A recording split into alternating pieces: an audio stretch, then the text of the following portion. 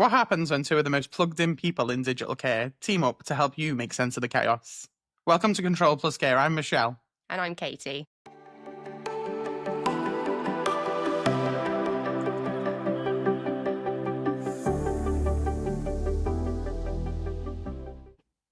This is your weekly briefing on the most important digital care updates. We're unpacking what you need to know this week in under 30 minutes. First though, Casey, how are you? Yeah, really good. Second week on the trot with no travelling. The sun is out. Everything's quite lovely and pleasant. And there's no school drop-offs happening, so getting around town is so much easier for traffic purposes right now. How about you? Well, I mean, I've survived second week of the summer holidays. Mm-hmm. I've not moved out. The kids aren't living in the shed. Similarly, no travel. So it's been pretty good. Oh, excellent. That's really good news. I know.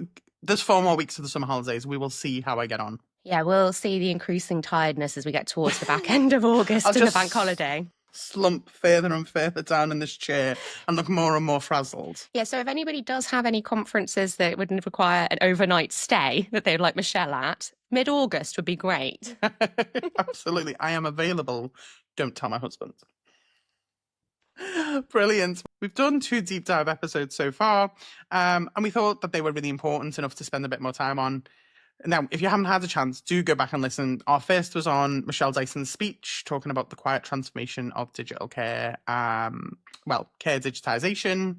Yeah, and then our second episode was our deep dive onto the 10-year plan, the NHS's Fit for the Future, and its repercussions for social care. I mean, even in a deep dive episode, I think it's fair to say we didn't cover everything, but, the main bits I think we got through. We skimmed the surface, and I definitely think there's future conversations for us about that. This time, though, we really want to go back to what we designed this podcast to be, which is picking a couple of news stories and headlines from the week and talking about, our thoughts on them, bringing you guys up to speed. And it's a pretty good time because it's the start of summer. It's the start of summer recess. People are winding down, I hear. And everyone is really kind of taking stock of the year ahead of September, which is new stationery time for all of us. Time of year, all that conference stationery coming up as well from September, October time. It's great. Can't wait. I know. So we both picked a couple of articles. Who's going first? Do you want to go first? I'll go first, yeah. And there's been tons in the news this week. So the first one that caught my attention actually is one from Peterborough City Council. Mm-hmm. So they have created an AI that is based around one of their staff members. So they've got a colleague called Geraldine Jinks, who's worked for the council for 35 years. She's a therapy practitioner, specifically supporting adult social care. She's the kind of person in the office that everyone goes to ask for advice. So brainchild of someone in the council is that, she was often inundated with questions. And although she was happy to help, it did put pressure on her time and cause some problems. So they have created a tool called Hey Geraldine. So Geraldine has worked with the team to give it all the information it needs and created this tool that essentially is there to answer questions that she would normally be asked and to answer in her kind of chatty, direct manner. So it's a chatbot, effectively, AI tool for staff members to go to, which I think is a really lovely idea. Mm-hmm. And when I read the story, I was like, this is great. I like it because it's really person-centered. It's about taking that resource, that human kind of aspect of the services that we all deliver and transforming it into tech. And then there was that little kind of like, you get the little niggle. And I was like, but. And it came back to a thing that I keep seeing all the time is, almost cutting out the middleman. So we take our most experienced people, we take the highest level of knowledge, we put it into a chatbot, we put it into an AI tool, and it just churns out the answers. And the thing it makes me think is, well, then how do all the people on their way up learn? How do we go if we're going to kind of remove all of those people who don't know yet? Mm-hmm. If we're going to kind of solve their problems for them, then how do they then become the Geraldines of the future? How do they learn when there's just always this tool to hand to solve problems? And, how does that tool learn? Because in 35 years, we're not going to have another Geraldine because we've never trained a Geraldine because no one's ever had to solve those problems. So the concept is really heartwarming, and I really love that there's a person at the centre of it. But I do think it begs bigger questions of, if we are creating these tools to solve people's problems in like the instant, are we robbing people of the opportunity to get better at their jobs? Yeah, I think this is a really interesting one. And sort of when you sent it over to me, similarly to you, I kind of first instance loved the concept, particularly because the article, and we'll share it in the show notes, has some great quotes from Geraldine about how much she enjoyed developing the chatbot, sort of how it's already being really useful, and that sort of really empowering feeling it must be for her to have her knowledge and expertise recognized and seen as so valuable by her workplace, which is given a huge amount of her life to. I think that's great. But yeah, as you say, once something like this exists, will those opportunities be there for the Geraldines of the future? And sort of what does that mean in terms of the workforce? How are we making sure that professional judgment is really important in what we do, right? And how are we making sure that we're supporting people to develop those skills, to develop their own knowledge base and to share it? And I think that's something that we're probably going to end up coming back to time and time again, aren't we, Michelle? Well, I mean, discernment is a muscle, it's a skill, you've got to learn it. And if we don't give people the space to learn it, then how do we kind of train a workforce that is working with people who really need you to be discerning, who really need you to be thinking about, the same solution we know does not apply to 10 people. And the difference between those people can be really subtle and a combination of factors, and be governed by the 10 times before that you made the wrong choice, or the times that you've seen it go wrong. And if we are taking some of the friction out, and we'll come back to this with AI all the time, the more you take out the friction, those friction points are the opportunities for learning. And if we remove it, then people don't learn and bigger mistakes might happen. Yeah, I absolutely agree. So this story, again, I love the idea. I love people at the heart of tech, but I do think it's part of a bigger conversation we need to be having about rolling these things out into the sector without a kind of a counter to them, without that balance. Absolutely. And sort of sticking on the AI theme is the article that I picked, the first one, which I immediately cheated on my task for this, which was to pick stories from this week. And this is actually an article from mid-July written by Mark Tops, who, if you have not heard from him, there's many, many different things. That's the Caring View podcast, also a domiciliary care manager, and runs a great newsletter on LinkedIn called The Caring Bytes. Not at all jealous of that name. I think it's really good. It's so good to be talking about data and like AI, and then BYTES is the name. Yeah, so great newsletter. But the one that I particularly enjoyed was a couple of weeks ago. So it's the hidden energy behind every prompt. And this was really doing a bit of a deep dive on some of the environmental impact of AI and actually how little we know about it. Really pointing out that the UK government has got an AI action plan. We're really pushing forward on the use of artificial intelligence, which we know has a massive impact on the environment, has huge carbon footprint. AI data centers can be up to 10 times more power hungry than standard data centers. But in terms of how we're tracking UK emissions, we're not tracking the contribution of artificial intelligence to that specifically. So we don't really know what the impact is. And this is something I've been thinking a lot about recently because I was up in Glasgow at a CareTech summit there, and they were talking about the carbon footprint of technology and what that means. And when we think that quite a lot of the care sector are charities, people are really concerned about their environmental sustainability, we're rapidly rolling out these tools, which every single prompt that you give a generative AI tool has an impact on the environment. And people are using it more and more all of the time. And I think we kind of have to really start thinking about it from a green perspective. So definitely don't have any answers, but I think that this article from Mark really lays out sort of the key issues and some attempts on how you can address it. And it's interesting, isn't it? Because I think as a sector, we are really still grappling with what sustainability means for social care. We are a sector of old, drafty buildings, there's a lot of residents. We just don't have a good grip on what our footprint is, and then to be adopting tools that potentially are exacerbating that without really understanding. I don't know if you saw it, Katie, but Sam Altman of ChatGPT was like, please stop saying please. I did see Every time this. it says please, it asks us for more energy. It gave me a little chuckle. But, you know, that's something that nobody would have thought about. Absolutely. I mean, and that's something I can't stop myself from doing. I'm really sorry. We use Copilot at work. Digital Care Hub uses Microsoft Copilot, full transparency here. And every time it does something for me, I'm always like, thank you, Copilot. That was very helpful. I know that. Would you like me to draft, you know, a template? Yes, please. And it's just built in. But, you know, if every time you say please a little bit like a swear jar, you're going to put a pound in the jar, I think quite quickly you get a visual representation of like, that's just wasted energy. And we don't as individuals, we don't as organizations, and we don't as a society really understand what this means.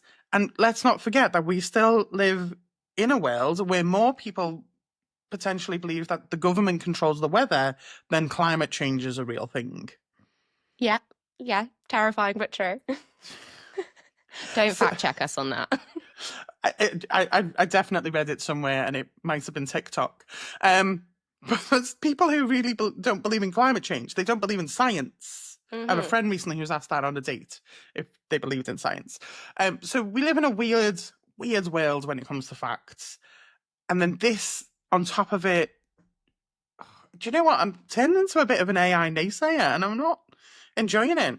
No, I know. The more I do with AI, the more I read about it, the more I'm in that terrifying point of know enough to be nervous, but not enough to do anything about it, which is why I always reach out to much smarter people than me to sort of help guide some of our thinking in this space. So I think there's things that we can all do. I think Mark's article is quite helpful in sort of taking through some of those steps. I think at a minimum, if we can all try and be more concise when using these tools, which is not, as you can tell from this podcast format, something which comes naturally to me necessarily, but I will be making an effort anyway. I'd like to say I'd help, but I'm even worse than you. Yeah, true. Well, really interesting. I think over time that's only going to become more and more prevalent, and the conversation is going to become more mature, as you know all the AI conversations are. And on my continued doom scroll of AI, the next story that I had to look at this week, I'm going to have to like readjust my perspective or something. But essentially, it was a story about health. I know we're a social care podcast, but it's really relevant. So essentially, an AI tool used by health generates summary notes of people's patient records and gave a false diagnosis. So a patient was wrongly invited to a diabetes screening appointment for the diabetes that was in his summary record, which wasn't true, didn't exist. This was in London. Now, luckily, the individual was competent and had the health literacy to say this isn't right, and you know, kind of put his hand up and said, hang on a minute, something's not right here. I certainly shouldn't be going for diabetes screening. But that's scary. And again, we go back to discernment, we go back to this needing human eyes, we go back to, if we do not have people qualified to look at these things and spot these errors, what are the implications?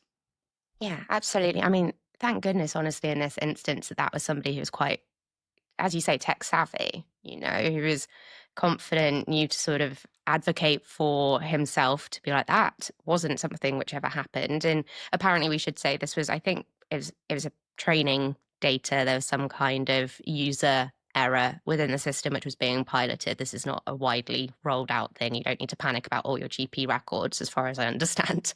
We're all good. But that's sort of something when we're in a brave new world, there are going to be issues like this. And what are the implications of some of these, like, we'll call this one a glitch, we'll be generous about it. What are the implications if that impacts somebody who has got long-term conditions, who does have multiple comorbidities, who's maybe less health and tech savvy, so doesn't know how to bring this up? There's a legal system in place, right, with GDPR, we have a right to rectification, you have a right to see your own records, there is a legal process to get these things fixed. but many people don't know that. So I think particularly when we're talking about sort of summarization and sort of impacts into the care record, it's something that we're seeing more and more guidance coming out about. NHS England have just put out really specific guidance around ambient voice technologies, which I think is really helpful, even though it is more for health than for social care. I think there's a lot of read across that we can see there. But yeah, another one for we promise we're not an AI doom podcast, but apparently that's just the episode today. Well, I mean, also because they make good stories, don't they? And part of the thing we want to do with this podcast is have the conversations behind the headlines. So there aren't many people saying, "Oh, actually, this one record went wrong," but we've sped up diagnosis and referral for these 30, 40, 50, hundreds of patients. That's not a great story. And hopefully what we'll see over time is more academic evidence. We'll see more, reports and evaluations of these systems, because they're all in their infancy. That will enable us to have broader conversations, hopefully more positive conversations. But at the moment, I think we're probably right to be a little bit cautious, and we're probably right to kind of say, oh, gosh, for this one, what's that read through for social care, where we are dealing with elderly patients, with people with, cognitive limitations, with people who don't have the ability to kind of advocate for themselves, and also a workforce that is relying on this information being correct. Yeah, exactly. Yeah, and I think we're going to see, I do think we'll see more of those positive stories. I think there are also a lot of positive stories around artificial intelligence already. We're starting to see a growing evidence base. We're starting to collect case studies, best practice across all of health and social care. So that side is definitely out there. It's much more around the implementation of the culture and how we approach this tech. I think all the time, what's the difference between AI comparative to most tech? And I think generally it's all goes back to the same stuff, right? It's a cultural change element. It's what are we actually trying to achieve and trying to solve? And is this technology, AI or not, the right thing to do that? Yeah, absolutely. We are not going to find a solution that does away with human error. We're not going to find a solution, certainly one that is still maturing, that is perfect off the shelf. And there are, as we know, good pieces of evidence that say, we can save hours in people's days. We can automate things that are costing a lot of money. We can remove some of the artificial barriers that we put in because we need people on the other end of things. But it's early days. Health itself is only just getting its head around what AI looks like. Obviously, the MHRA have now put out some regulation and which tools, class as a medical device. But that all also takes time, and that's that cultural piece that you talk about, Katie. Exactly. And just to prove we do like AI, my current favorite use of AI and how I'm using it is I can get Copilot to find emails in my Outlook inbox, which Outlook search function can't find. So there you go. That's my top tip. Solving a real life problem. Right? All the time. Saving us time, that's for sure. Definitely. So my next one is not actually on AI. I think you'll be relieved to hear. So this is a report which has come out recently from Social Care Wales. So going across the border to Wales to find out what they're doing around digitisation there. And I've been waiting for this report actually for quite a long period of time. It's all about what the digital potential is for care organisations across Wales. And I was really, really lucky to hear about this quite early on when they were still developing the digital potential tool. Got to join some webinars quite early on as well, where they were talking about the progress in developing it and the reasoning behind it. And basically, it was to understand what the digital maturity was of care services across all of Wales, to understand where the gaps were, what was going well, and all of this. And this incredible online tool was built for care services, like collaboratively with the sector, things that people wanted to know. And then earlier this year was rolled out to all the care organisations across Wales. People could complete it, but off the back end of that, they also then have aggregate data about the digital position of care services, which is Absolutely fantastic. I mean, we did in England, I think 2021, 2022, we did 2 digital readiness surveys for the care sector. Then we obviously had a very large report as well in 2021 looking at the digital landscape across all English care services, which was done by Ipsos. So it's fantastic to see this from Wales as well. And they had some really, really good findings about it, actually. So they found really high levels of basic digital skills across the sector, which was incredible. Had a lot of frontline care staff saying they were really comfortable with helping the people they support to choose digital tools or to use them, which is fantastic. And, something that I think is reassuring now, because I remember when we saw that had the first report in England, bear in mind, this is, 5 years ago now. Confidence levels weren't that high. So it's great to have that data in Wales. There are obviously things which they saw that there were gaps in, and there's a lot of recommendations in the report about where more work can happen. So, for example, while staff were quite comfortable with basic digital tools and things you and I would use every day, or all of us would use every day, much lower rates of confidence, about 45%, with specific care technology, so your assistive tech, those sorts of things. So potential area for upskilling. I know Social Care Wales are going to do a huge amount more work on this, and this is a great foundation for it. And they've got 12th of August, there will be a webinar. We'll make sure the link is in our show notes as well for people to really do a deep dive. But I just thought this was, I love data and evidence, as you know, Michelle, rather than just sort of plucking things out of the air and saying, oh, yeah, that feels right. So I was quite excited that this report was published, and huge congratulations as well to all of the team at Social Care Wales for that. Oh, brilliant. I mean, I'm really glad that you don't just operate on vibes. So that's good to hear. And actually, I thought the report did something that we've been trying to do for ages, which is actually talk about the ambition that a lot of care providers have got. Because there are, despite all of our best efforts, still conversations going on about, really basic digital skills for staff. And there's a place for that. But I would say on the whole, certainly what we are seeing in the sector is a digitally enabled workforce. And that now is the opportunity to leverage that to do more exciting things. And we know there are providers who are desperate to increase the amount of tech and digital tools that they're using in their services, and that their workforce probably is ready for it. The gap for me, and it does come across in the report, is that jump of, I know how to do digital, I know how to do digital for care. And actually, in real terms, there's not that great a difference, but a confidence gap is a gap nonetheless. Yeah, definitely. And there's one thing of saying, yeah, I'm comfortable in my own home using my own phone to do this thing. But when you've got that added pressure of work on top of it, absolutely understandable that people then maybe feel significantly less confident there. So I do agree with you. I mean, I don't think that we have the same digital skills issue in the care sector as we did sort of, going back a decade ago, particularly as people are more proactive about trying to recruit younger people into the workforce. And Gen Z in particular, as we know, very keen to be using technology at work. None of them are wanting to write down lots and lots of pieces of information onto, a folder. I'm pretty certain they would like it all to be on a smartphone, maybe to voice note it in. I don't know. I'm a millennial. I don't know what Gen Z does. We are both firmly millennials.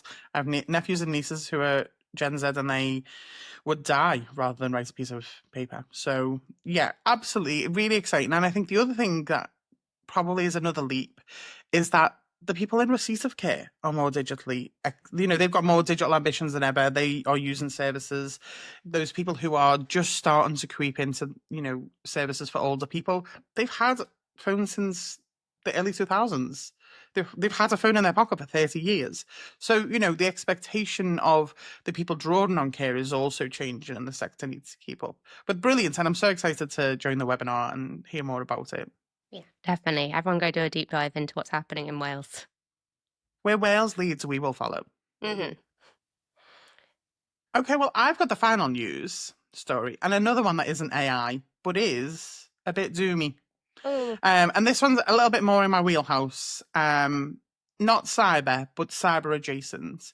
Unfortunately, a tech glitch in a service that people use to pay for personal assistance has gone down and left many people unable to pay their personal assistants and pay for their services, which obviously means that vulnerable people are in limbo and, don't know how they can pay for the services that they absolutely need. And a lot of people who draw down direct payments tend to have quite complex care packages. Multiple people are employed, round the clock care.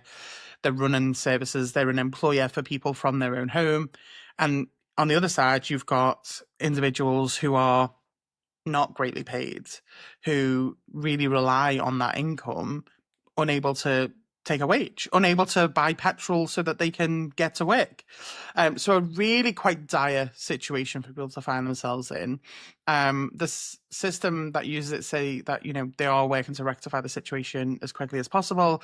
Many local authorities have been really proactive and put out, emergency funds. They've made their payment systems available. Others just aren't able to do it because local authority bureaucracy is a slow wheel to turn. So quite a scary story because, again, it just kind of highlights that as we become more reliant on things, when they don't work, the impact is huge and widespread in people's very personal lives. So a disappointing story to see, and one that, with my cyber hat on, system blackouts are something that are on my worst case list of scenarios. They're top of my risk register for things. And we do need to always have that mitigation and if not this, then what? What are we going to have in place if this goes wrong? Because from the story, and again, we'll share in the show notes, different local authorities have been able to do different things. Some have been able to give out prepaid cards, for example. Not all of them are able to access funding straight away, and it's leaving vulnerable individuals at risk of not receiving absolutely essential services. Yeah, and for their carers to not be paid as well. Yes, yeah, it was a really difficult story, but I think a good reminder for everybody around sort of business continuity plans. And it's quite easy to think of, that maybe there's a cyber attack, a ransomware. What would we do in that case? But what happens if a third party system goes down? I think that's something we don't necessarily consider so much. What would happen if you had a wide internet outage, for example, over a whole area? Great to see local authorities responding to this and supporting. But yeah. Yeah. And I think the other thing to remind ourselves of is, whilst we have a bit of comfort in the fact that as a sector, we have an awful lot of small providers. So if a single provider is affected, the number of individuals affected, is fairly contained. But we have quite a small marketplace of suppliers. So most of us will be using quite a limited number of suppliers. So if one of those goes down, we can be talking hundreds into the thousands of providers affected by an issue. So yeah, again, we have tons of resources around business continuity on our website. We'll be doing more things in the coming future because it is so essential. Yeah, definitely. So sorry to end a little bit of a downer of a note, but hopefully it's some positive to see people responding really quickly and to know also that there's lots of responses and we can share that learning as well. So I think that was all of ours for this week, Michelle. I think next time we're going to challenge ourselves not to mention AI for an entire episode. I absolutely think that we could do that. This episode can be the AI drinking game episode. Next week, we won't talk about AI at all. Okay. I mean, luckily, we're going to get Cyber Sam to drop in and talk to us a little bit about cyber stats. We're going to take it down a little bit of a technical route. So that should be really interesting. And we'll have to have a little look around. I'm also going to be looking for more positive stories because I've upset myself today, if I'm honest. We'll have to do like a layer cake. Like one bad, one good, one bad, one good. I think next time you and I need to check against each other. Yeah. Okay. Learnings for us. It's week 3. We are just getting our feet. So, okay, I think that's us for this week. What happens when 2 very plugged in people team up and demystify care? You get control plus care. Subscribe now on Spotify and YouTube. And again, all of the links to everything mentioned today will be in the show notes. And do tell your friends and colleagues, especially if they're worried about being turned into an AI replica of themselves.